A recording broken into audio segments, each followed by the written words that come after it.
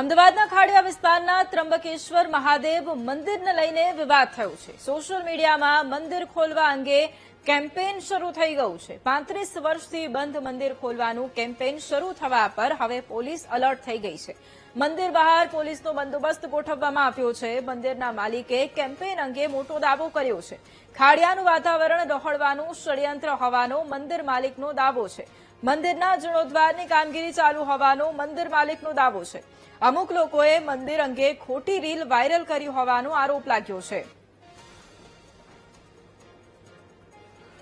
અને અમારી ડોંગર રોપેલી હતી 15-20 દિવસ રોપણી થઈ ગયેલી, ખાતર દવા બધું કરી રહ્યા અને અઢળક વરસાદ થવાથી પાણી નિકાલ ન થઈ શક્યો એટલે અમારી ડોંગર બધી ફેલ ગઈ।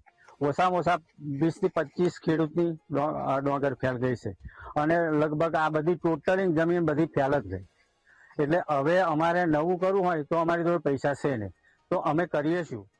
અને રામદૂત રિસોર્ટ ફાઉન્ડેશન વાળા અહીંયા ગેરકાયદેસર રીતે ઘૂસીને કરવા માંગતા હતા।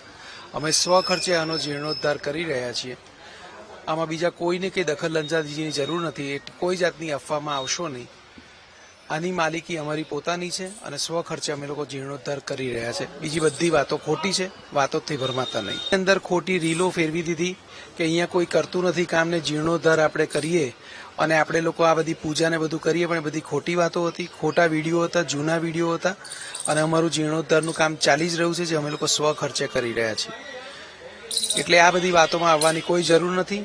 તદ્દન ખોટી વાતો છે, ખોટી રીલો છે। અમે રિક્વેસ્ટ બી કરી કે તમે લોકો આ રીલો બધી ડિલીટ કરો, પણ એ લોકો ડિલીટ કરતા નહોતા અને આ બધી વસ્તુ ચગાવીને અહીંયા લોકોને ભેગા કરીને એ લોકોનો ઈરાદો બહુ સારો નહોતો એવું લાગે છે।